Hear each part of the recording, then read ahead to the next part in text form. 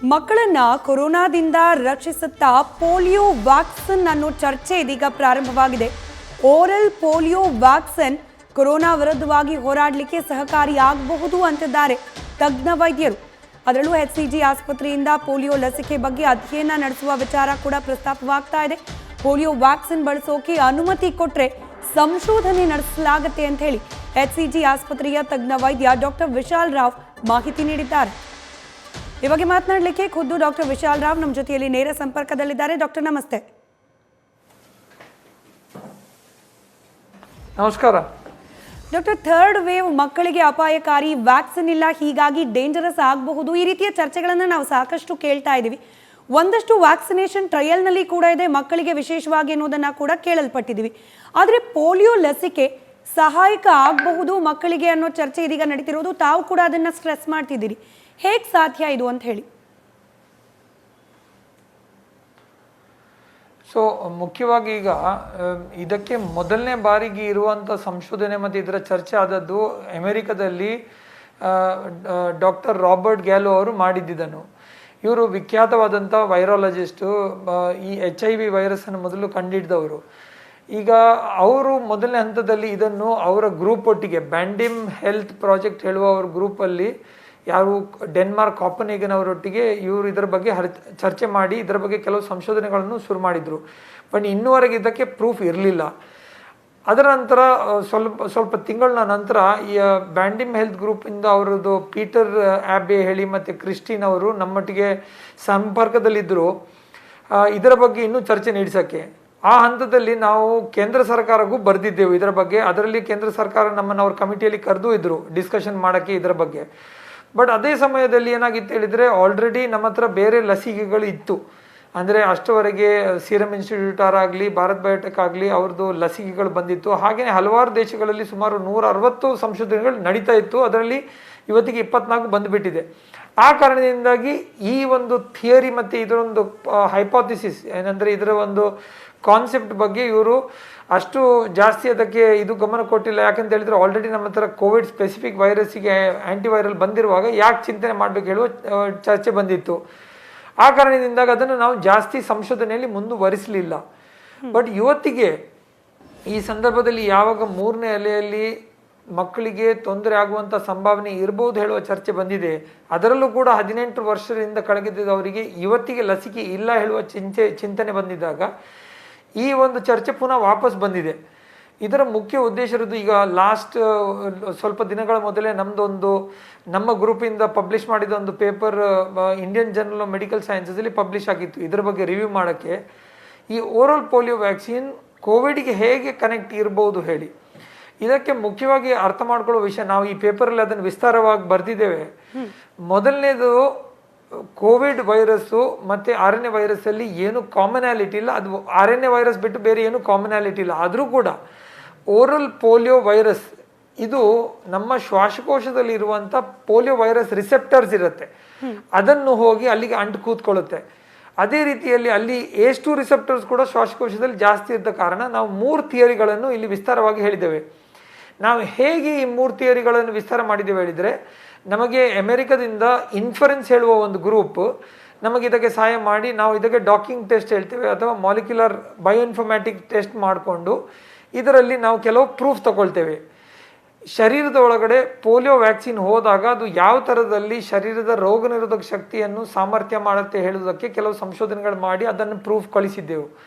ಅದರಲ್ಲಿ 3 ಥರದ ಪ್ರೂಫ್ ಕಳಿಸಿದ್ದೇವೆ. ಮೊದಲನೇದಾಗಿ, ಈ ಓರಲ್ ಪೋಲಿಯೋ ವ್ಯಾಕ್ಸಿನ್ ನಮ್ಮ ಶರೀರದೊಳಗೆ, ಈಗ ಓರಲ್ ಪೋಲಿಯೋ ವ್ಯಾಕ್ಸಿನ್ ಅನ್ನು ಹೇಗೆ ಹಾಕ್ತಾರೆ, ಬಾಯಿ ಒಳಗಡೆ 2 ಹನಿಯನ್ನು ಬಿಡ್ತಾರೆ ಅಷ್ಟೇ. ಮಕ್ಕಳಲ್ಲಿ ಯೂಶ್ವಲಿ ಹುಟ್ಟಿದ್ರಿಂದ 5 ರಿಂದ 6 ವರ್ಷವರೆಗೆ 4 ಸತಿ ಈ ಡೋಸ್ ಹಾಕ್ತಿರ್ತಾರೆ. ಈ ಡೋಸ್ ಹಾಕುವಾಗ ಶರೀರದ ಒಳಗಡೆ ಈ ಓರಲ್ ಪೋಲಿಯೋ ವ್ಯಾಕ್ಸಿನ್ ಇದು ಲೈವ್ ಅಟಿನ್ಯೂಯೇಟೆಡ್ ವ್ಯಾಕ್ಸಿನ್. ಈ ವ್ಯಾಕ್ಸಿನ್ ಒಳಗಡೆ ಹೋಗುವಾಗ ನಮ್ಮ ಶರೀರದಲ್ಲಿ ಒಂದು ಟಿಜಿಟ್ ಹೇಳುವ ಒಂದು ಪಾತ್ವೆ ಇರುತ್ತೆ. ಟಿಜಿಟ್ ಹೇಳಿದರೆ ಇದು ತುಂಬ ಟೆಕ್ನಿಕಲ್ ಟರ್ಮ್, ಬಟ್ ಇದನ್ನು ಸಾಮಾನ್ಯ ಮನುಷ್ಯನಿಗೆ ಅರ್ಥ ಮಾಡ್ಕೊಳ್ಳೋದಾದರೆ, ಈ ಟಿಜೆಟ್ ಹೇಳುವ ಮಾಲಿಕ್ಯೂಲು ನಮ್ಮ ರೋಗ ನಿರೋಧಕ ಶಕ್ತಿಯನ್ನು ಆ್ಯಕ್ಟಿವೇಟ್ ಮಾಡೋಕ್ಕೆ ಬಿಡುವುದಿಲ್ಲ. ಆ ಕಾರಣದಿಂದಾಗಿ ಏನಾಗುತ್ತೆ, ವೈರಸ್ ಇನ್ಫೆಕ್ಷನ್ ಆಗುವಾಗ ನಮ್ಮ ರೋಗ ನಿರೋಧಕ ಶಕ್ತಿ ಆ್ಯಕ್ಟಿವೇಟ್ ಆಗಿ ಈ ವೈರಸ್ಸನ್ನು ಕೊಲ್ಲುವ ಸಾಮರ್ಥ್ಯ ಇರುವುದಿಲ್ಲ. ಓರಲ್ ಪೋಲಿಯೋ ವ್ಯಾಕ್ಸಿನ್ ಅನ್ನು ಹಾಕುವಾಗ ಈ ಟಿಜಿಟ್ನ ಮೂಲಕ ಇದೇನು ಮಾಡುತ್ತೆ, ಈ ಟಿಜಿಟ್ ಅನ್ನು ನಿಲ್ಲಿಸ್ಕೊಂಡು ಇದನ್ನು ಡೌನ್ ರೆಗ್ಯುಲೇಟ್ ಮಾಡಿದ್ದರ ಕಾರಣ ನಮ್ಮ ರೋಗ ನಿರೋಧಕ ಶಕ್ತಿ ಆಕ್ಟಿವೇಟ್ ಆಗತ್ತೆ. ಆ್ಯಂಡ್ ಇದು ಇನ್ನೇಟ್ ಇಮ್ಯೂನ್ ಸಿಸ್ಟಮ್ ಹೇಳ್ತೇವೆ ಈ ರೋಗ ನಿರೋಧಕ ಶಕ್ತಿಗೆ. ಇನ್ನೇಟ್ ಹೇಳಿದ್ರೆ ಇಮಿಡಿಯೇಟ್ ಇಮ್ಯೂನ್ ಸಿಸ್ಟಮ್, ಅಂದರೆ ತಕ್ಷಣವಾಗಿ ವೈರಾನ್ವಿತವಾಗಲಿ ಅಥವಾ ಬ್ಯಾಕ್ಟೀರಿಯಾ ಒಳಗೆ ನಮ್ಮ ಶರೀರದೊಳಗೆ ಪ್ರವೇಶ ಮಾಡದಿರುವಾಗ ಮೊದಲನೇ ಪೊಲೀಸ್ ಗಾರ್ಡ್ ಬರುವವರು ಈ ಇನ್ನೇಟ್ ಇಮ್ಯೂನ್ ಸಿಸ್ಟಮ್ ಅವರು. ಸೊ ಈ ಹಂತದಲ್ಲಿ ಈ ಇನ್ನೇಟ್ ಇಮ್ಯೂನ್ ಸಿಸ್ಟಮ್ ಆಕ್ಟಿವೇಟ್ ಆದ ಕಾರಣ ನಮ್ಮ ರೋಗ ನಿರೋಧಕ ಶಕ್ತಿ ಆಕ್ಟಿವೇಟ್ ಆಗಿ ಒಂದು ಹಂತವರೆಗೆ ನಮಗೆ ಟೆಂಪರರಿ ಇಮ್ಯೂನ್ ಪ್ರೊಟೆಕ್ಷನ್ ಕೊಡಬಹುದು ಹೇಳುವ ಕೆಲವು ಪ್ರಪೋಸಲ್ಸ್ ಅನ್ನು ಇದರಲ್ಲಿ ಕೊಟ್ಟಿದ್ದೇವೆ. ಅದಕ್ಕೆ ಅಂತಾರಾಷ್ಟ್ರೀಯ ಮಟ್ಟದಲ್ಲಿ ಯಾವ್ಯಾವ ಚರ್ಚೆಗಳಾಗ್ತಾ ಉಂಟು ಅದನ್ನು ಕೂಡ ಇದರಲ್ಲಿ ವಿಸ್ತಾರವಾಗಿ ಈ ಸಂಶೋಧನೆಗಳಲ್ಲಿ ತೋರಿಸಿದ್ದೇವೆ. ಎರಡನೇ ರೀತಿ ಇದು ಸ್ಟಿಮ್ಯುಲೇಟರಿ ಆಕ್ಷನ್ ಮಾಡುತ್ತೆ ಹೇಳಿ CD226 ನೊಟ್ಟಿಗೆ ಇದು ಸ್ಟಿಮ್ಯುಲೇಟರಿ ಆಕ್ಷನ್ ಮಾಡುತ್ತೆ ಹೇಳಿದ್ರೆ ಇದು ನಮ್ಮ ರೋಗ ನಿರೋಧಕ ಶಕ್ತಿಯಲ್ಲಿರುವ certain immune cells, white blood ಸೆಲ್ಸ್ಗಳನ್ನು ಆಕ್ಟಿವೇಟ್ ಮಾಡುತ್ತೆ. ಮೂರನೇದಾಗಿ ಇದರೊಟ್ಟಿಗೆ ಟ್ರೈನ್ಡ್ ಇಮ್ಯೂನ್ ಸಿಸ್ಟಮ್ ಹೇಳಿ ಇರುತ್ತೆ ನಮ್ಮ ಶರೀರದಲ್ಲಿ, ಅದನ್ನು ಕೂಡ ಅದು ಇನ್ನೂ ಸ್ಟ್ರಾಂಗ್ ಮಾಡುತ್ತೆ. ಸೊ ಈ ಮೂರು ರೀತಿಯಲ್ಲಿ ಓರಲ್ ಪೋಲಿಯೋ ವ್ಯಾಕ್ಸಿನು ಒಂದು ರೀತಿಯಲ್ಲಿ ನಮ್ಮ ರೋಗ ನಿರೋಧಕ ಶಕ್ತಿಯನ್ನು ಈ ವೈರಸ್ನ ಅಗೇನ್ಸ್ಟ್ ಸ್ಟ್ರಾಂಗ್ ಮಾಡಿ ಸೈಟೋಕೈನ್ ಸ್ಟಾರ್ಮ್ ಆಗುವಂಥ ಸಂದರ್ಭಗಳನ್ನು ಕಡಿಮೆ ಮಾಡಬಹುದು ಹೇಳುವ ಪ್ರಸ್ತಾವನೆಯನ್ನು ಇಟ್ಟಿದ್ದೇವೆ. ಇದನ್ನು ಇನ್ನೂ ಕ್ಲಿನಿಕಲ್ ಟ್ರಯಲಲ್ಲಿ ಪ್ರೂವ್ ಮಾಡೋದು ತುಂಬ ಮುಖ್ಯ. ಆ ಕಾರಣದಿಂದಾಗಿ ಇದರ ಬಗ್ಗೆ ನಾವು ಕೇಂದ್ರ ಸರ್ಕಾರಕ್ಕೂ ಬರೆದಿದ್ದೇವೆ ದಟ್ ಇಂಥ ಸಮಯದಲ್ಲಿ ಯಾವಾಗ 18 ವರ್ಷದಿಂದ ಚಿಕ್ಕ ವಯಸ್ಸಿನ ಇದ್ದವರಲ್ಲಿ ಹೆಂಗೂ ಲಸಿಕೆ ಇಲ್ಲದೇ ಇದ್ದ ಕಾರಣ ಅಂಥ ಸಂದರ್ಭದಲ್ಲಿ ಅಡಿಷನಲ್ 2 ಡ್ರಾಪ್ ಹಾಕಿದ ಕಾರಣ ಹೇಳಿ ಸಂಶೋಧನೆ ಮಾಡಿದರೆ ನಾವು ಇದರಲ್ಲಿ ನಾವು ಇದಕ್ಕೊಂದು ಸ್ವಲ್ಪ ಪ್ರೂಫ್ ತಗೊಂಡು ಬಂದು ಮಕ್ಕಳ ಎಸ್ಪೆಷಲಿ ಯುವಕರ ಜೀವನವನ್ನು ಉಳಿಸುವಂಥ ಒಂದು ಪ್ರಯತ್ನ ಮಾಡಬಹುದು ಹೇಳುವುದಕ್ಕೆ ಒಂದು ಸುಜಾವನೆ ಒಂದು ಸಲಹೆ ಕೊಟ್ಟಿದ್ದೇವೆ. ಅದನ್ನು ನಿಜವಾಗಿ ರೂಪಾಂತರಗೊಳಿಸಿ ಆ ಸಂಶೋಧನೆ ಮಾಡಬೇಕೋ ಬೇಡವೋ ಅದು ಚರ್ಚೆಗಳು ಇನ್ನೂ ಆಗಿಲ್ಲ. ಬಟ್ ಆದರೂ ಕೂಡ ಪ್ರಪೋಸಲ್ ಅನ್ನು ನಾವು ತಯಾರು ಮಾಡ್ತಾ ಇದ್ದೇವೆ. ಮುಖ್ಯ ಉದ್ದೇಶ ಇರುವುದು ಈ ಸಂದರ್ಭದಲ್ಲಿ ಯಾವಾಗ ಜನಸಾಮಾನ್ಯರಿಗೆ ಆತಂಕ ಪಡ್ತಾ ಉಂಟು, ಇದು ನಮ್ಮ ಮಕ್ಕಳಿಗೆ ಏನು ಮಾಡೋದು, ಲಸಿಕೆ ಇಲ್ಲ, ಇಂಥ ಸಮಯದಲ್ಲಿ ಆತಂಕ ಪಡೆದಾಗೆ ಯಾವ ಥರದಲ್ಲಿ ನಾವು ಒಂದು ಸ್ವಲ್ಪ ಮುನ್ನಿಟ್ಟಲ್ಲಿ ನಾವು ಯೋಚನೆ ಮಾಡಿಕೊಂಡು ಇದಕ್ಕೆ ಏನು ತಯಾರಿ ಮಾಡ್ಬೋದು ಹೇಳುವ ಚರ್ಚೆ ಮಾಡೋಕ್ಕೆ ಈ ಸಂಶೋಧನೆಗಳ ಪ್ರಯತ್ನವನ್ನು ಶುರು ಮಾಡ್ತಾ ಇದ್ದೀವಿ. ಇನ್ನೊಂದು ವಿಷಯ ಇದರಲ್ಲಿ ಅರ್ಥ ಮಾಡ್ಕೊಳ್ಳುವಂಥದ್ದು, ನಮ್ಮ ಭಾರತ ದೇಶ ಓರಲ್ ಪೋಲಿಯೋ ವ್ಯಾಕ್ಸಿನನ್ನು ಗೆದ್ದವರು ನಾವೇ. ಇಡೀ ಜಗತ್ತಿಗೆ ಇದರ ಬಗ್ಗೆ ಮಾದರಿಯಾಗಿ ತೋರಿಸಿ, ಉದಾಹರಣೆ ತೋರಿಸಿ ನಾವು ಪೋಲಿಯೋ ವೈರಸ್ಸನ್ನು ಗೆದ್ದವರು ನಾವಿದ್ದೆವು. ಆ ಕಾರಣದಿಂದಾಗಿ ಇದು ಸಿಂಪಲ್ ಪ್ರೊಸೀಜರ್, ದೇಶದಲ್ಲೇ ಬಂದಿರುವಂಥದ್ದು. ಅದಲ್ಲದೆ ಈವನ್ ಗ್ರಾಮಗಳಲ್ಲಾಗಲಿ ಜಿಲ್ಲೆಗಳಲ್ಲಾಗಲಿ ಇದರದ್ದು ಪ್ರಯೋಜನ ಮಾಡೋದು ತುಂಬ ಸುಲಭವಾಗಿರುತ್ತೆ. ಯಾಕಂತ ಹೇಳಿದರೆ ಇದಕ್ಕೆ ಸ್ಪೆಷಲ್ ಆಗಿ ಏನು ಥರದ ಕಾಂಪ್ಲೆಕ್ಸಿಟಿ ಬೇಕಾಗಿಲ್ಲ. 2 ಹನಿ ನಾಲಿಗೆ ಒಳಗೆ ಬಿಡೋಕ್ಕೆ ಆ ಮಗುವಿದಾಗಲಿ ಯುವಕರದಾಗಲಿ ದೊಡ್ಡ ಇದಕ್ಕೆ ಟ್ರೈನಿಂಗ್ ಬೇಕಾಗಿಲ್ಲ, ಸಿರಿಂಜ್ ಬೇಕಾಗಿಲ್ಲ, ನೀಡಲ್ ಬೇಕಾಗಿಲ್ಲ. ಅದರೊಟ್ಟಿಗೆ ಇದು 10 ರೂಪಾಯಿಂದನೂ ಕಡಿಮೆಯಲ್ಲಿ ಖರ್ಚಲ್ಲಿ ಬರುವಂಥದ್ದು.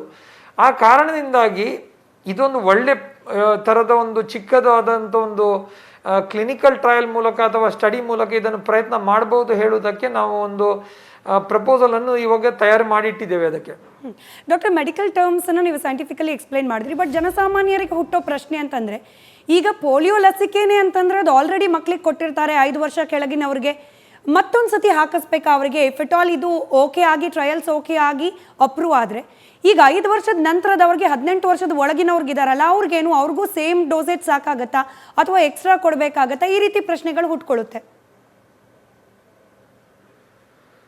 ಕರೆಕ್ಟ್. ಸೊ ಇದಕ್ಕೆ ಇಷ್ಟವರೆಗೆ ನಮ್ಮ ಹತ್ರ ಉತ್ತರ ಇಲ್ಲ. ಇದೆಲ್ಲ ನಾವು ಹೇಳೋದು ಇವತ್ತಿಗೆ ನಾವು ಕೆಲವು ಹೈಪೋಥಿಸಿಸ್ ಮೂಲಕ ಇದನ್ನು ಇಲ್ಲಿವರೆಗೆ ಬಂದಿದ್ದೇವೆ. ಆ್ಯಂಡ್ ಇದಕ್ಕೆ certain level of biological proof ಕೊಟ್ಟಿದ್ದೇವೆ.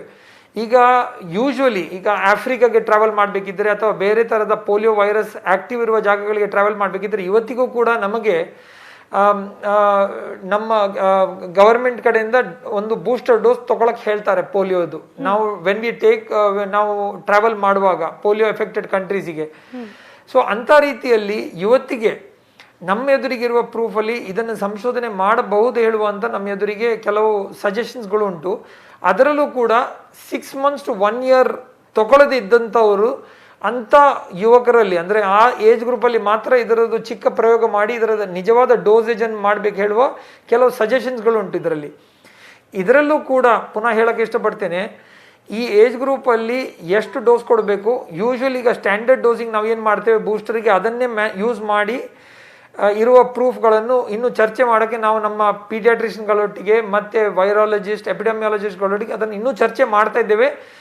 ಇಂಡಿಯಾದಲ್ಲಿ ಮಾತ್ರ ಅಲ್ಲ, ಅಂತಾರಾಷ್ಟ್ರೀಯ ಮಟ್ಟದಲ್ಲಿ ಕೂಡ ನಮಗೆ ಈ ಬ್ಯಾಂಡಿಮ್ ಹೆಲ್ತ್ ಪ್ರಾಜೆಕ್ಟ್ ಎಕ್ಸ್ಪರ್ಟ್ಸ್ ಅವರು ಮತ್ತು ಹಲವಾರು ಬೇರೆ ಅಂತಾರಾಷ್ಟ್ರೀಯ ಮಟ್ಟದ ಸಂಘ ಸಂಸ್ಥೆಗಳು ಇದರ ಬಗ್ಗೆ ನಮಗೆ ಕೆಲವು ಮಾರ್ಗದರ್ಶನಗಳನ್ನು ಕೊಡ್ತಾ ಇದ್ದಾರೆ.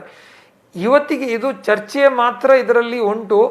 ಬಟ್ ಮುಖ್ಯವಾಗಿರುವಂಥ ಕೆಲಸ ಏನು, ಇವತ್ತಿಗೆ ನಾವು ಪ್ರಯತ್ನ ಮಾಡಲಿಲ್ಲದಿದ್ದರೆ ನಮಗೆ ಯಾವುದೇ ಥರದ ಫಲ ಸಿಗುವುದು ಸಾಧ್ಯ ಇಲ್ಲ. ಈ ನಿಟ್ಟಲ್ಲಿ ಜನರಿಗೆ ಅಷ್ಟೊಂದು ಆಶ್ವಾಸನೆ ಇರಬೇಕು. ಪ್ರತಿಯೊಂದು ವೈದ್ಯರು, ಪ್ರತಿಯೊಂದು ಸಂಶೋಧನೆ ಮಾಡುವಂಥ ರಿಸರ್ಚ್ ಎಕ್ಸ್ಪರ್ಟ್ಸ್ಗಳು ಇದರ ಬಗ್ಗೆ ಪ್ರಯತ್ನ ಮಾಡ್ಬೋದು. ಇದರಲ್ಲಿ ಕಾಂಟ್ರವರ್ಸೀಸ್ ಇರುತ್ತೆ. ಈಗ ಯಾರಾದರೂ ಹೇಳ್ಬೋದು ಇದು ಯೂಸ್ಲೆಸ್. ಪ್ರಯತ್ನ ಮಾಡಲಿಲ್ಲದಿದ್ದರೆ ಇವತ್ತಿಗೆ ಯೂಸ್ ಸಿಗುವಂಥದ್ದು ಕಷ್ಟ. ಇವತ್ತಿಗೆ ನಮ್ಮ ಎದುರಿಗೆ ಲಸಿಕೆ ಬಂದದ್ದು ಕೂಡ ನಮ್ಮ ಈ 1 ವರ್ಷ ಒಳಗಡೆ ಲಸಿಕೆ ಬಂದದ್ದು ಕೂಡ ಯಾಕೆ, ಯಾರ ಪ್ರಯತ್ನ ಮಾಡಿದ್ರು ಹೇಳಿ. ಸೊ ಆ ನಿಟ್ಟಲ್ಲಿ ಈಗ ಯಾವ ಥರದಲ್ಲಿ ಪ್ರಯತ್ನ ಮಾಡ್ಬೋದು ಹೇಳೋದಕ್ಕೆ ಚರ್ಚೆ ಮಾಡ್ತಾ ಇದ್ದೀವಿ. ಡಾಕ್ಟರ್, ಇದರ ಜೊತೆಗೆ ಒಂದು ಹಂತಕ್ಕೆ ಸೇಫ್ ಅನ್ನಿಸಬಹುದಾ ಈ ಟ್ರಯಲ್ಸ್ ಅಂತ ಹೇಳಿ? ಯಾಕಂತಂದ್ರೆ ನಾವು ಕೋವಿಶೀಲ್ಡು, ಕೋವ್ಯಾಕ್ಸಿನ್ ಅಥವಾ ಇತರೆ ಈಗ ಬಂದಿರುವ ಕೋವಿಡ್ ಲಸಿಕೆಗಳೇನಿದೆ ಅದನ್ನ ಮಕ್ಕಳ ಮೇಲೆ ಪ್ರಯೋಗ ಮಾಡಲಿಕ್ಕೆ ಬಹುಶಃ ಒಂದು ಹಂತದ ಅಂಜಿಕೆ ಇರಬಹುದು. ಹೊಸದಿದು, ಗೊತ್ತಿಲ್ಲ ಯಾವ ರೀತಿ ಪರಿಣಾಮ ಬೀರುತ್ತೆ ಅಂತ ಹೇಳಿ. But polio, as all of us know, ಇದನ್ನು ಆಲ್ರೆಡಿ ಮಕ್ಕಳಿಗೆ ಕೊಡ್ತಾ ಇದ್ದೀವಿ. ಪ್ರತಿಯೊಬ್ಬ ಮಕ್ಕಳಿಗೂ ಕೂಡ ಸ್ವಯಂ ಪ್ರೇರಿತರಾಗಿ ಮಕ್ಕಳು ಕೊಡ್ತಿರೋದ್ರಿಂದ ಅಷ್ಟು ಪರಿಣಾಮಗಳು ಅಥವಾ ಅಡ್ಡ ಪರಿಣಾಮಗಳು ಬೀರೋಲ್ವೇನೋ ಇಫ್ ಎಟ್ ಆಲ್ ಟ್ರಯಲ್ಸ್ ನಡೆದ್ರೂ ಕೂಡ ಅಂತ. ಸೊ ನಮಗೆ ಎಷ್ಟವರೆಗೆ ಇರುವ ಮಾಹಿತಿಗಳಲ್ಲಿ ನಮಗೇನು ಗೊತ್ತಿದೆ, ದಟ್ ಓರಲ್ ಪೋಲಿಯೋ ವ್ಯಾಕ್ಸಿನನ್ನು ನಮ್ಮ ಪೂರ್ತಿ ಪಾಪ್ಯುಲೇಷನ್ಗೆ ನಾವು ಹಾಕ್ತೀವಿ. ಇದರಲ್ಲಿ ಯಾವುದೇ ಥರದ ಇಷ್ಟವರೆಗೆ ಕಾಂಪ್ಲಿಕೇಶನ್ 0.1% ಕಡಿಮೆ ಇರುವಂಥ ಕಾಂಪ್ಲಿಕೇಶನ್ ಉಂಟು. ನಮ್ಮದರ ಸಿಸ್ಟಮ್ ಇದರಲ್ಲಿ ಆಲ್ರೆಡಿ ಸೆಟಪ್ ಉಂಟು. ಆಲ್ರೆಡಿ ನಮಗೆ ಇದಕ್ಕೆ ಪ್ರಾಸೆಸಸ್ಗಳುಂಟು. ಆ ಕಾರಣದಿಂದಾಗಿ ಹೊಸತಾಗಿ ಕಲಿಯುವಂಥದ್ದು ಸ್ಪೆಷಲ್ ಕೋಲ್ಡ್ ಚೈನ್ ಆಗಲಿ ಇದಾಗಲಿ ನಮಗೆ ಇನ್ವೆಸ್ಟ್ಮೆಂಟ್ ಬೇಕಾಗಿಲ್ಲ. ಆ ನಿಟ್ಟಲ್ಲಿ ನಮಗೆ ಬೂಸ್ಟರ್ ಡೋಸ್ ಕೂಡ ನಾವು ಈಗ ಹೊರಗಡೆ ಟ್ರಾವೆಲ್ ಮಾಡೋರಿಗೆ ಬೂಸ್ಟರ್ ಡೋಸ್ ಕೂಡ ಕೊಡ್ತೇವೆ. ಸೊ ಅದು ಡೇಟಾ ಕೂಡ ಉಂಟು world over, that booster dose ಕೊಡೋದ್ರಿಂದಾಗಿ ಏನು ಕಾಂಪ್ಲಿಕೇಶನ್ ಇಷ್ಟವರೆಗೆ ಬಂದಿಲ್ಲ ಹೇಳಿ. ಆದರೂ ಕೂಡ ನಮ್ಮ ಎದುರಿಗಿರುವಂಥ 2 ದೊಡ್ಡ ಸವಾಲುಗಳು, ನಮ್ಮ ಥಿಯರಿಗಳಲ್ಲಿ, ನಮ್ಮ ಬಯೋಸಿಮ್ಯುಲೇಷನ್ಗಳಲ್ಲಿ ಇದು ಪ್ರೂಫ್ ತೋರಿಸ್ತಾ ಉಂಟು ದಟ್ ಇದು ಟೆಂಪರರಿ ಸ್ಟಾಪ್ ಗ್ಯಾಪ್ ಅರೇಂಜ್ಮೆಂಟ್. ನಾನು ಪುನಃ ಹೇಳಕ್ಕೆ ಇಷ್ಟಪಡ್ತೀನಿ, ಇದು ಪರ್ಮನೆಂಟ್ ಸೊಲ್ಯೂಷನ್ ಅಲ್ಲ. ಬಟ್ ಆದರೂ ಕೂಡ ಇವತ್ತಿಗೆ ನಮಗೆ 1 ವರ್ಷದ ಸಮಯ ಸಿಕ್ಕಿದ್ರು ಕೂಡ ನಮ್ಮ ಯುವಕರನ್ನು ರಕ್ಷೆ ಮಾಡೋಕ್ಕೆ ಅದು ಸಾಕು. ಆ 1 ವರ್ಷದಲ್ಲಿ ಹೊಸ ಲಸಿಕೆಗಳು ಬರುತ್ತೆ. ಕೋವಿಡ್ ಸ್ಪೆಸಿಫಿಕ್ ಲಸಿಕೆಗಳು ಚಿಕ್ಕ ವಯಸ್ಸಿನವರಿಗೆ, 18 ವರ್ಷದಿಂದ ಕಡಿಮೆ ಇದ್ದ ವಯಸ್ಸಿನವರಿಗೆ ಬರುತ್ತೆ. ಅಥವಾ ಇವತ್ತಿಗೇ ಇರುವ ಲಸಿಕೆಗಳು ಚಿಕ್ಕ ವಯಸ್ಸಿನ ಇದ್ದವರಲ್ಲಿ ಪ್ರಯೋಗ ಶುರು ಮಾಡಬಹುದು. ಆ ನಿಟ್ಟಲ್ಲಿ ಅಷ್ಟವರೆಗೆ ಸಮಯ ಬೈ ಮಾಡೋಕ್ಕೆ ಇದು ವರ್ಕ್ ಆಗತ್ತೆ ಇಲ್ವೋ ಹೇಳುವ ಪ್ರಸ್ತಾವನೆಯನ್ನು ಕೊಡ್ತಾ ಇದ್ದೀವಿ, ಚರ್ಚೆ ಮಾಡೋಕ್ಕೆ ಅದನ್ನು. ಡಾಕ್ಟರ್, ಐ ವಿಶ್ ನಿಮಗೆ ಆ ಪರ್ಮಿಷನ್ ಸಿಗಲಿ ಅಂತ ಹೇಳಿ. ಇಫ್ ಎಟ್ ಆಲ್ ಪರ್ಮಿಷನ್ ಸಿಕ್ಕಿದ್ದೆ ಆದಲ್ಲಿ ಟ್ರಯಲ್ಸ್ ನಡೆಸಲಿಕ್ಕೆ ಎಷ್ಟು ಸಮಯ ಹಿಡಿಬೋದು ಇದರ ಎಫಿಕಸಿನ, ಅಥವಾ ಇದು ಎಷ್ಟರ ಮಟ್ಟಿಗೆ ಪರಿಣಾಮಕಾರಿ ಆಗಬಲ್ಲದು ಅಂತ ಹೇಳಿ ಗೊತ್ತು ಮಾಡ್ಕೊಳ್ಳಿಕ್ಕೆ? ಸೊ ಇವತ್ತಿಗೆ ಇದರಲ್ಲಿ ಈ ನಿಟ್ಟಲ್ಲಿ ನಾವು ಬೇರೆ ಬೇರೆ ಸರ್ಕಾರಗಳಿಂದ ಮಾತನಾಡ್ತಾ ಇದ್ದೇವೆ. 2ನೇ ಅಲೆಯಲ್ಲಿ 1 ರಿಂದ 5 ವರ್ಷದ ವಯಸ್ಸಿನಲ್ಲಿ ಎಷ್ಟು ಮಕ್ಕಳಿಗೆ ಇವತ್ತಿಗೆ ಜೀವಗೆ ಹಾನಿ ಆಯಿತು ಹೇಳುವ ಚರ್ಚೆ ಮಾಡ್ತಾ ಇದ್ದೀವಿ. ನಾವು ಈ ಡೇಟಾಗಳನ್ನು ಬೇರೆ ಬೇರೆ ಸರ್ಕಾರಗಳಿಂದ ಕೇಳ್ತಾ ಇದ್ದೀವಿ. ಅಂತಾರಾಷ್ಟ್ರೀಯ ಮಟ್ಟದಲ್ಲಿಯೂ ಚರ್ಚೆ ಮಾಡ್ತಾ ಇದ್ದೇವೆ. ಯಾಕಂತ ಹೇಳಿದರೆ ಈ ಓರಲ್ ಪೋಲಿಯೋ ವ್ಯಾಕ್ಸಿನ್ 1 ರಿಂದ 5 ವರ್ಷದ ವಯಸ್ಸಿನ ಮಕ್ಕಳಿಗೆ ಕೊಟ್ಟಿದ್ದ ಕಾರಣ ಈ ವಯಸ್ಸಿನಲ್ಲಿ ಎಷ್ಟು ಜನರಲ್ಲಿ ಸಾವಾಗಿದೆ, ಈ ವಯಸ್ಸಿನಲ್ಲಿ ಇಷ್ಟರಲ್ಲಿ ಯಾವ ಮಕ್ಕಳಿಗೆ ಇದರಲ್ಲಿ ಜಾಸ್ತಿ ತೊಂದರೆ ಆಗಿದೆ ಹೇಳುವಂಥ ಸಂಶೋಧನೆಗಳನ್ನು ಇವತ್ತಿಗೆ ನಾವು ಡೇಟಾ ಮೂಲಕ ಪ್ರಯತ್ನ ಮಾಡ್ತಾ ಇದ್ದೇವೆ. ಈ ಮಾಹಿತಿ ನಮಗೆ ಸಿಕ್ಕಿದಾಗ ನಮಗೆ ಗೊತ್ತಾಗತ್ತೆ ಒಂದು ಹಂತದಲ್ಲಿ ಈ ವರ್ಗದಲ್ಲಿ, ಅಂದರೆ ಈ ಹುಟ್ಟಿದ್ರಿಂದ 5 ವರ್ಷದ ವರ್ಗದಲ್ಲಿ ಯಾರಿಗೂ ಇನ್ಫೆಕ್ಟೆಡ್ ಸೀರಿಯಸ್ ಆಗಿ ಆಗಿರಲೇ ಹೇಳಿದರೆ, ಅಂದರೆ ಅದಕ್ಕೆ ಅರ್ಥ ಪೋಲಿಯೋ ಒಂದು ಹಂತದಲ್ಲಿ ಕೆಲಸ ಮಾಡಿರಬಹುದು ಹೇಳಿ. 1.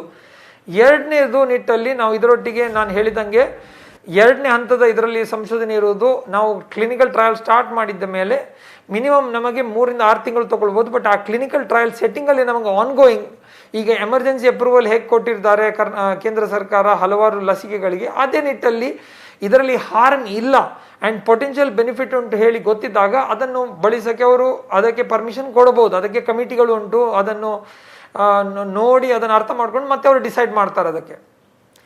ಡಾಕ್ಟರ್, ಪ್ಲಾಸ್ಮಾ ಥೆರಪಿ ವಿಚಾರದಲ್ಲೂ ಕೂಡ you have done and doing a remarkable work. ಈ ವಿಚಾರದಲ್ಲೂ ಕೂಡ ನಿಮ್ಮ ಪ್ರಯತ್ನಕ್ಕೆ ಯಶಸ್ಸು ಸಿಗಲಿ ಅಂತ ನಾವು ಆಶಿಸ್ತೀವಿ. ಥ್ಯಾಂಕ್ ಯು ಸೋ ಮಚ್ ನಮ್ಮ ಜೊತೆಯಲ್ಲಿ ಜಾಯ್ನ್ ಆಗಿದ್ದಕ್ಕೆ.